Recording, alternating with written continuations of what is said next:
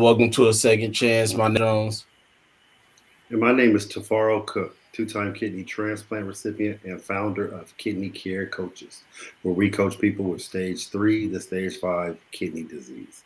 If you or you know someone who needs kidney disease coaching, hit us up at kidneycarecoaches.com. Today we have a very, very awesome presentation. You've seen Lizzie before. She was one of our presenters during our dialysis conference that we just did earlier late last month.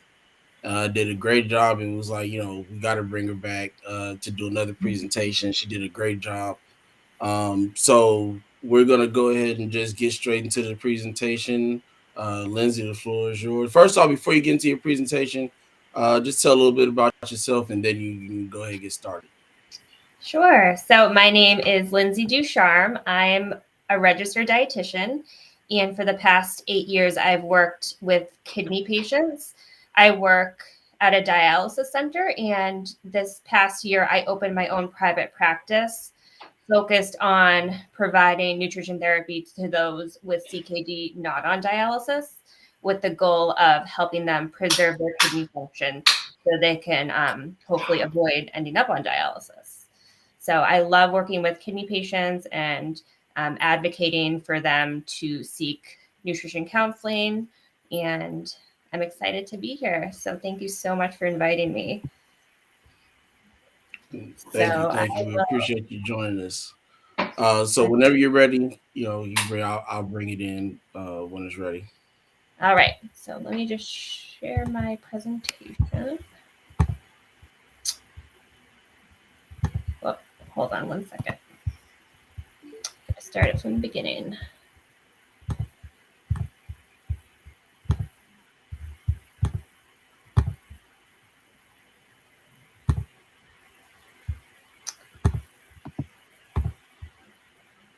All right. Do you see it? Okay. So today I'm going to be talking about sodium and CKD. So what you need to know. So first I want to discuss sodium trends in the United States. So most of us know this, Americans consume too much sodium. So according to the CDC, 90% of Americans ages 2 and older consume too much sodium. So that's basically everyone in the population. It's crazy. So the average sodium intake in the US for adults is 3,400 milligrams. So how much sodium do we need? So we do need some sodium. In order for our body to function properly, we need 500 milligrams, which is a very minimal amount. I mean, it's very impossible to stick to that 500 milligrams, and it's unnecessary. So for healthy adults, the recommendation is less than 2,300 milligrams. So what about for CKD? So it's similar to the recommendations for healthy adults. So less than 2,300 milligrams. Typically anywhere from 1,500 to 2,300 milligrams is recommended. Although there are certain instances, like for polycystic kidney disease, where people are drinking a lot of fluids, they may actually need more than the 2,300 milligrams. So it's a case-by-case basis, but most people around 2,000 milligrams is what you want to go for if you have CKD. So why does sodium matter so much? So too much sodium can increase blood pressure. So when our blood pressure is high, it's very damaging to the arteries. It makes them less flexible. So this can cause a decrease of blood flow throughout the body. So less blood around our body means we're getting less oxygen to our organs, and that's causing harm. So the World Health Organization said that reducing sodium intake is the most cost-effective measure to improve public health. So it's not just for CKD, it's for, heart disease, all kinds of things is going to be impacted by your sodium intake. Okay. So I hear this a lot. People think, oh, I'm already following a low sodium diet. I don't add salt to my food. But unfortunately, most sodium is coming from packaged and pre-made foods. So this one study showed that packaged foods contain 60%, 65% of the sodium in people's diets. So restaurant food contributes about 25%. And people that add salt, that's only contributing to 10% of their sodium intake. So not much at all. Most of it's coming from these processed and pre-made foods. So this was taken from the CDC. This is the top 10 salty foods in the US. So these 10 foods are providing the most sodium in the American diet. So some of these are kind of surprising, like bread and rolls. I mean, sometimes bread doesn't even taste that salty, but it can add a lot of sodium. So some of these pizza, sandwiches, cold cuts, a lot of these things people do know are high in sodium. Soups, of course, burritos and tacos, savory snacks. So that would be chips, pretzels, popcorn. Chicken is actually a major contributor of sodium, as well as cheese and eggs and omelets that have been prepared at restaurants typically.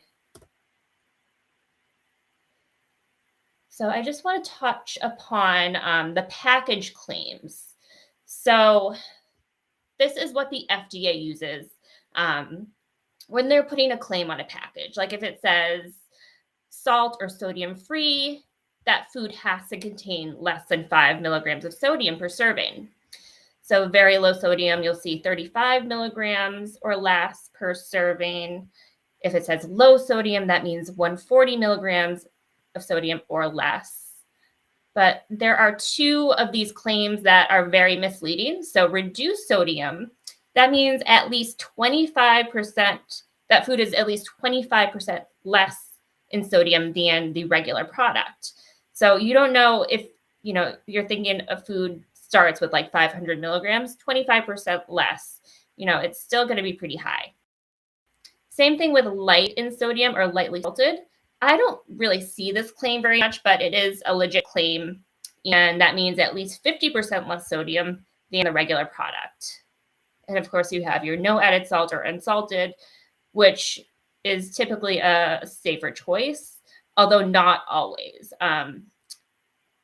Just because I find that some of these unsalted products may have potassium chloride. Same thing with like the low sodium, very low sodium. So you can't really always trust the nutrient claims.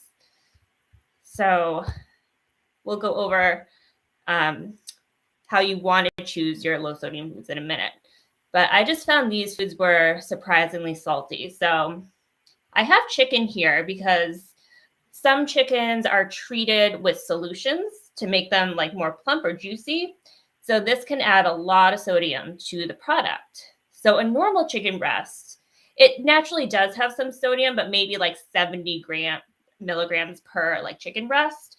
So these sodium treated meats, they have a lot more salt in them. So soup labeled reduced sodium, I kind of touched upon that. This one particular soup still has 410 milligrams of sodium per cup. So breakfast cereals can actually be quite salty. So you think All Bran sounds like a super healthy cereal, but this cereal has 300 milligrams of sodium per serving. So that's very high for cereal. Things that don't necessarily taste salty can still be quite salty, like especially baked goods like a muffin or even pastries. They do have a good amount of salt in them sometimes. So you also have to be careful, like people may consider, anything that says light, like this Italian dressing says light. It may be light in calories, but not sodium. So 2 tablespoons, it has a lot of sodium in it. And then bread as well. So again, like people assume, it's organic, it has to be healthy, but just because it's organic doesn't mean it's going to be necessarily the best product for you. Like this bread, that's a lot of sodium per slice at 230 milligrams. So especially if you're having like a sandwich, you're going to double that. So you always want to be reading the food labels for sodium. So I start at the serving size. So this is what this whole label is going to be based off of. So it doesn't mean you need to stick to the serving size, because obviously sometimes, the serving size is 6 crackers. That's not a ton of crackers. You can have double the serving, but then you just want to remember to double the sodium. So as I was saying in the beginning, so 2,000 milligrams is typically recommended for CKD. So if you think about it, if you're someone who eats 3 meals a day and 2 snacks, and you break down this 2,000 milligrams, you can technically have, if you're eating your meals like similar nutrient content wise, so 500 milligrams of sodium per meal and 250 milligrams sodium per snack. So a lot of people think like 500 milligrams sounds like a lot, but if you think about it, that could totally fit into your diet. Because I know a lot of people, they'll see recipes and they'll be like, oh, this has like 300 milligrams of sodium. I'm like, it's really not that much if you think of the whole picture of what you're allowed. So restaurant foods. So fast food restaurants, on average, each meal, if it's 1,000 calories, per 1,000 calories, it would contain on average 1,848 milligrams of sodium. So we all know fast food is salty, but dine-in restaurants are actually more salty. So per 1,000 calories, in general, you're going to be getting a little over 2,000 milligrams of sodium. So if you, I'll get into this in a minute, but yeah, it's very typical for restaurant meals to pack this much sodium. Let me try and go back. Okay, so here I looked at the menu at Chipotle. So I looked online because they have the nutrition facts on there. So I broke down, so this is their vegan burrito. So it's made with sofritas, which is like made out of tofu, basically. So some people may assume like it's vegan, so it's going to be a good choice. But this burrito, as you can see, it has over 2,200 milligrams of sodium. So this rice bowl, however, it's still on the higher side of sodium, but it's much better. Because you can see the tortilla is very salty. For some reason, the white rice is saltier than the brown rice. The beans are about the same. Yeah, the pico de gallo is very salty, but the corn salsa is less salty, which is good. So of course, if you have CKD, it doesn't mean you can't eat out. You're going to be invited to, gatherings and birthday parties. I would never expect anyone to feel like they have to miss out on these things just because they have a chronic disease. There are some tips that can make eating out safer. So definitely plan ahead. So the day you're eating out, try and do like a healthier breakfast and lunch. You definitely don't want to skip a meal just to try and save up your calories or sodium, because then you tend to overdo it. If you show up at the restaurant starving, you may feel like you need to have an appetizer and then your meal. So it's better to just eat normally during the day and then enjoy your meal out. So check the restaurant's website.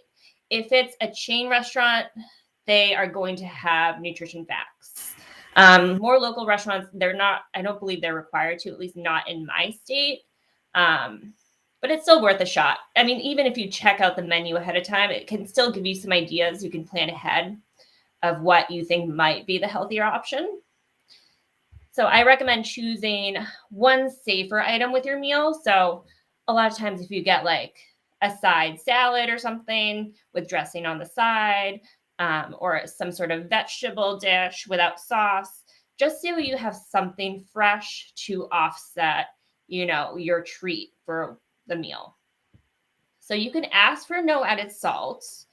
The restaurant may not be able to remove the salt from everything.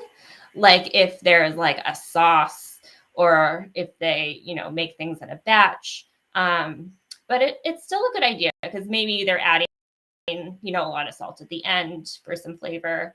So that's something you could do. You could consider skipping the bread if they serve bread at the beginning, because one slice of bread can actually contain a couple hundred milligrams of sodium. And of course, stay hydrated.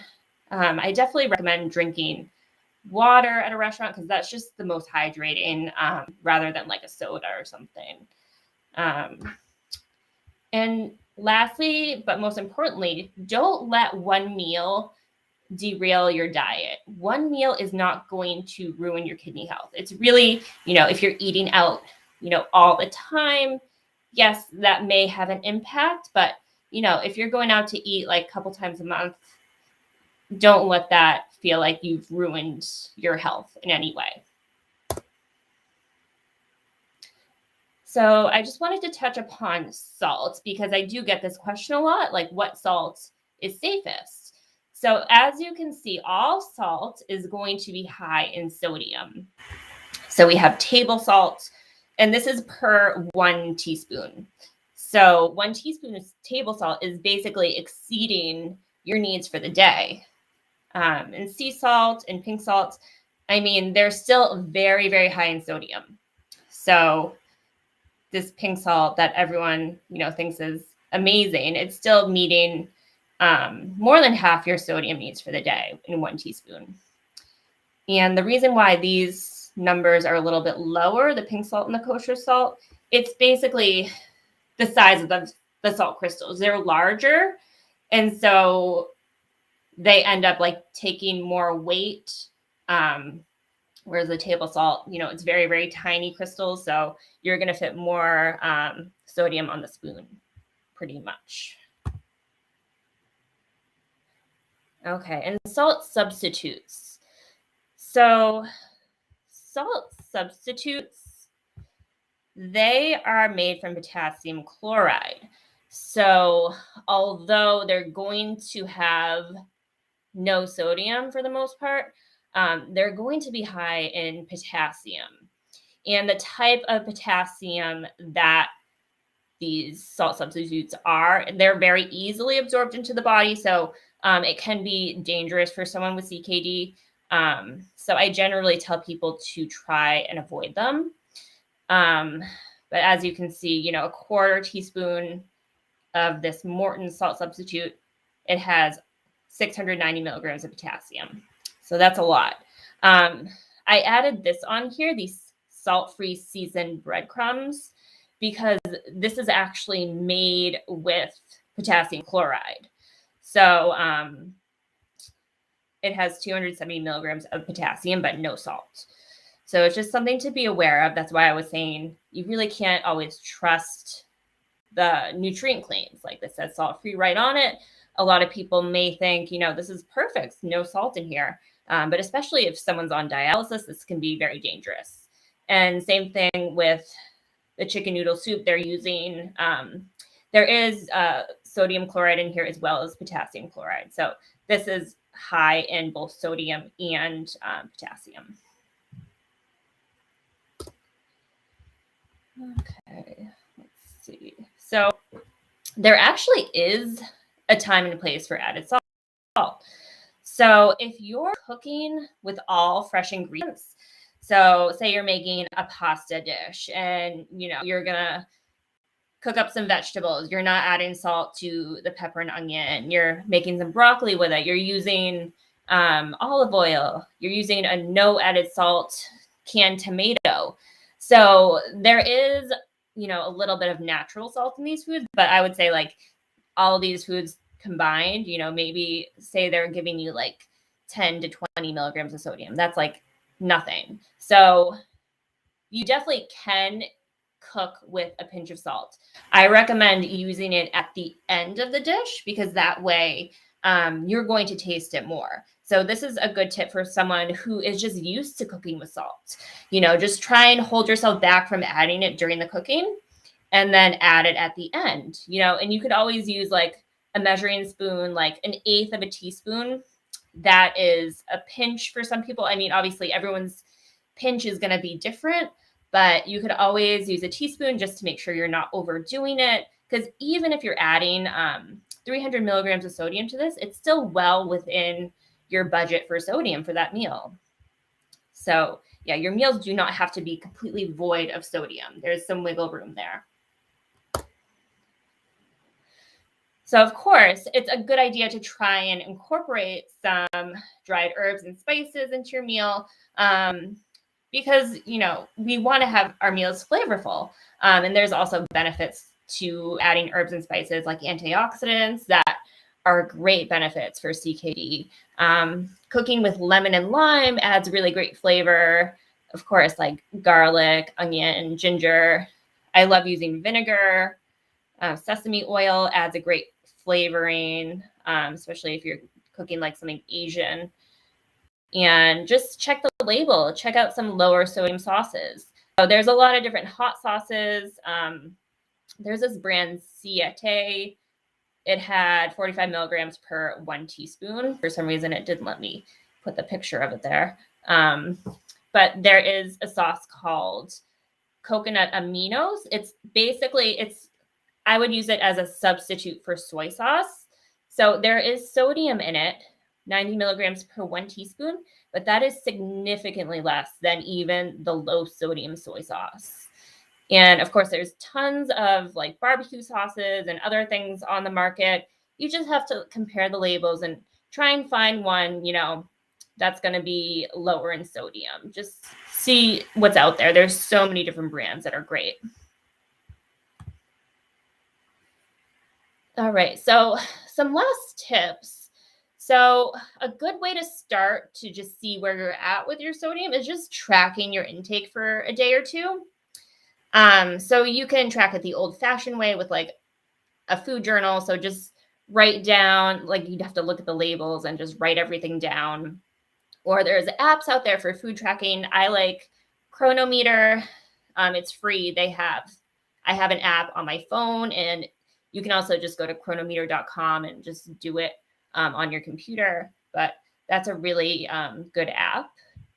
So if you're used to using salts, just know that eventually your taste buds will adapt, and then following a low sodium diet really won't be a big deal. So studies have shown it does take about 2 to 3 months, but just stick with it. Once your taste buds adapt, it's much easier to just stick with the low sodium diet. And then once you're used to eating low sodium, you'll realize, you know, when you go out to eat, you're like, wow, there's a lot of salt in this. So yeah, it's crazy how your taste buds can change like that. So if you're eating out a lot, I would definitely recommend trying to reduce the frequency. Eating out is expensive, so you're also going to be saving a ton of money. If you're not used to cooking, like feel free, check out YouTube. Like whenever I'm cooking something, like say I'm trying to make, I don't know, like salmon or something. I've never made it before. So I'll just Google like how to cook salmon. And then there's so many YouTube videos that are out there that'll walk you through it. I check it out all the time if I'm cutting like a fruit that I forget how to cut. Like I did that the other day for pomegranate. Like I was like, I don't know how to open this. I just YouTubed it and figured it out pretty easy that way. So definitely use the internet when you can. And so you can do it with the low sodium diet. Just take one step at a time. Change doesn't happen overnight. It's just small, sustainable changes are going to add up and improve your health. All right, so that is the end of my presentation. Thank you. That was great information right there. Man, I learn something every time I see one of these things, and thank you for that, because some of the information I didn't know. Like I keep it real with the brand cereal. I thought, okay, it's a brand cereal, it shouldn't be anything like. And I can only imagine what the kids cereal has in it as far as, you know, sodium. You know, I know they have a lot of potassium in them, but I can only imagine. But let me start right here though with this question. Why do you think we're seeing not just people with CKD, but with just the average person more sodium sodium when we know it's bad for us. We're still seeing foods loaded. It seems like every year we're seeing more and more foods loaded with more sodium, and people are having. When I went to my my nephrologist, and he is like, we see so many people with high blood pressure, and we see it more and more and more, and the stats keep going up. So why do you think that when we know this information? Yeah, well, I mean, I know there is a big push right now with the FDA and food companies. There is a major push to reduce sodium in packaged foods. But the only issue with that is some companies may switch to using potassium chloride, which is definitely dangerous for CKD. But I feel like, they know the packaged food is an issue. I feel like it's just the American lifestyle. Like everyone's running around busy, eating on the go. We all do it sometimes. It does take extra effort to cook at home, but I, recommend, trying to pick a day to meal plan. If you're going to be out like around lunchtime, just plan ahead, maybe bring something with you, pack a lunch to work. Right. Yeah, Right. part of it is we're just so used to eating out and being on the go. So it's tough. Yeah. Alex chimed in with a great information when she said, read your labels. And I think that's very important, not just for people with CKD, but with people, just everybody. Read those labels. And sometimes the labels are shocking because some of your favorite foods, like I keep it real, I like Chipotle, and to see how much sodium it has, I'm just like, wow, I thought I was doing good. Even though I do get the brown rice, I don't even mess with the white rice. And I still see, but I do get the chicken because I need some protein in my body. So I can, in the chicken, sometimes I have gotten their chicken and it's been very salty because I've seen them when they're cooking it and they're dumping the sodium on it. So exactly. Yeah. And they have a nutrition calculator for Chipotle, but it depends on who's cooking. Like they might not be following the exact recipe. So it's like, you never know. Right, man. And so I want to tell you another thing was when I was on dialysis, I used to be really, really regimented as far as, watching my sodium. And I checked out the McDonald's bun. And that's a good thing you said, the bread. People are so surprised when they find out so much sodium. McDonald's bun, the Big Mac bun had 1,005 milligrams by itself. I'm talking about 3 pieces of bread. It had the two and then the one in the middle. Yeah. Oh, and that's sesame seed bun. You just thinking it's just a normal bun. I know. Yeah, it's shocking. Yeah, they're a big one. That's mind blowing. And another thing you pointed out, because we use pink salt in our house, and I didn't even know why it was better for you, but now that makes sense because the smaller granules weigh less and you get so many more, and the bigger ones are take up more space. That's a good point right there. I like that. Thank you for that information. Yeah. Phil, go ahead. Me, I can keep on asking questions forever. I'm not even gonna comment on that. I'm gonna, you said it, not me, but we're gonna go ahead and go to this commercial.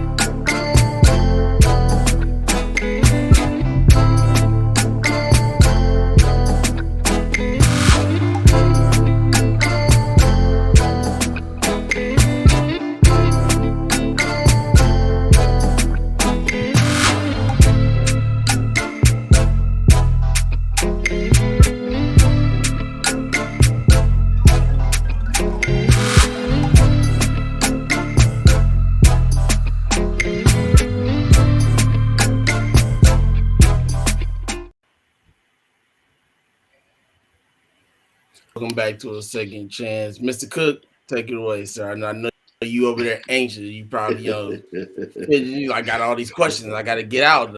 Hey, I don't blame you. I like to hear this information. Let's definitely get into it.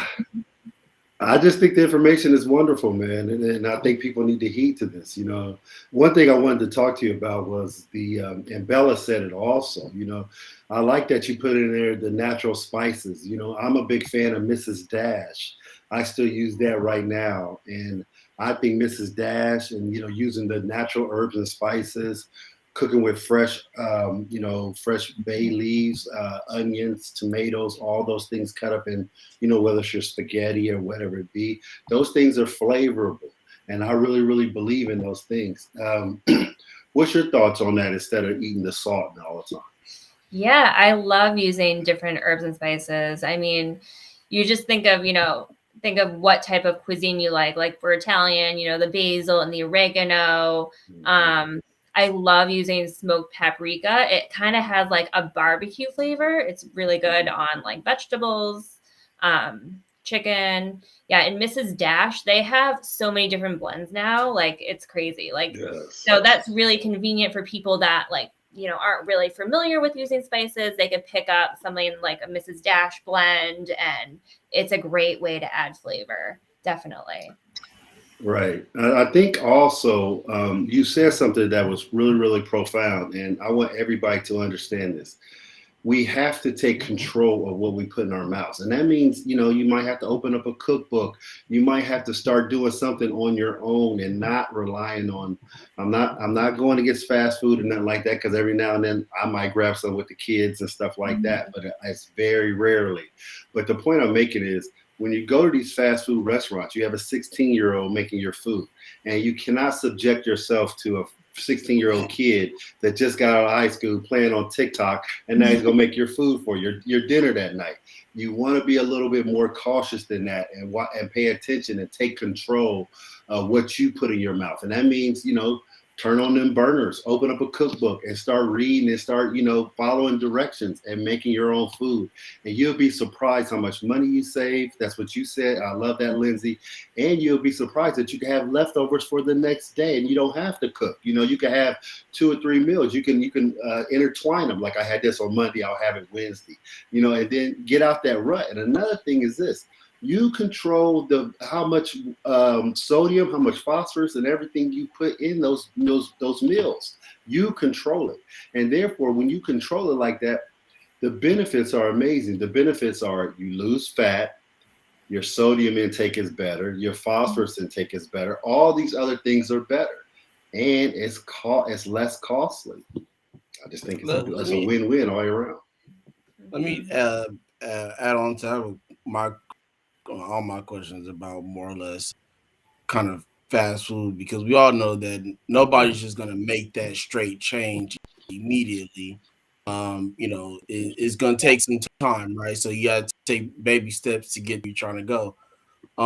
So out of my questions, my first one would be, what would you suggest to someone that has CKD to eat prior to maybe going out? Like they have like a celebration or something like that at a dining restaurant somewhere, and I noticed in your presentation you said, maybe try to plan ahead, figure out what you're gonna eat before. What would you recommend somebody like that eat in between that breakfast and lunchtime? Because you're not gonna be the one that want to just eat salad while everybody else eating ribs and everything else, right? You want to partake in that a little bit. So to be able to include yourself in that, what would you suggest that they eat? How would they plan for that? So I definitely believe in the plant-based approach for CKD. So usually I tell people for breakfast, stick with something like oatmeal with some berries, some nuts, add some cinnamon to give it some spice. You can even add a little bit of natural sweetener like maple syrup or something. For lunch, try and do like a healthy plant-based lunch. Try to up the vegetables, include healthy fats. because you want to make sure you're full and satisfied. Even before you go out to dinner, I mean, it's a good idea to have a fresh snack, just so you don't show up to the dinner starving. So like you could have like an apple with peanut butter, hummus with like low salt crackers or some cut up vegetables or something. Just something to kind of fill your stomach a little bit with some fiber, especially. So that way, you know, when you go out to eat, you're not going to feel as guilty if you know, have that rich dish. Because, you know, I tell people, you know, plan on a cheat meal every now and then. It's going to be fine. And, you know, you're going to be back on track the next day, hydrate with water, and then, you know, just go on with your life. That's funny because my uncle just told me exactly what you just said at the end about having cheat days. He used to be a professional bodybuilder, so he knows, Oh, yeah. pretty much eating right and all that stuff like that. And we were, talking about that today. So that's crazy. My next question is, when in that position, right? So you get to wherever restaurant you're in, right? What are the best pre-choice, like pre-entree choices? So what kind of salads or soups, or if they get the salad with a certain type of dressing, what about those? So definitely I would recommend more of like a salad or vegetable based starter and not the soup, just because they batch cook the soup. So they're not going to be able to cut out the sodium, and soups tend to be super high in sodium. So it's definitely good to start with like a salad or something. The dressings I prefer is the more simple ones, like just oil and vinegar. Sometimes they can even bring it out to the table, like a thing of like olive oil and vinegar, Right. Or just get, a clear, like a balsamic rather than like the ranch maybe on the side. When you have it on the side, like sometimes you're going to use less of the dressing compared to them like dousing the salad in it, because the dressing is going to be where a lot of the salt is. And believe it or not, some restaurants actually add salt to the salad. So I've worked in restaurants before and they do this. Like, so you can always ask them, not to put seasoning on it. It's crazy when I first realized that they did that at restaurants. Not all restaurants. Yeah. Some of the ones that I've worked at. People that put salt on their salad, things like that. And I'm like, really? Wow. I mean, it brings out the flavor maybe, but I'm just like so used to not having salt. Like I can't stand it now. But one thing you said I think is really prolific too, is when you said, when you're cooking, put the sodium on last, because that's very important, because that's when you're going to taste it and everything. And another thing I want to tell people is, taste your food before you put salt on it, even at the table. Yeah. Taste it first. Definitely. I see people get their food and they haven't even tasted it, and they start dumping stuff on it and haven't even tasted it. So yeah, it's like a habit for some people. And I'm like, you ain't even tasted the food yet. How do you know? And I'm very conscious. Anybody who with our background, we're very conscious of the sodium and what we put in our mouths and things like that. But I have no more questions. Thank you so much, because you hit me in the head with the Chipotle too, and I'm a Chipotle fan. Hey, but look at their website before you go next time. Okay, I will for sure.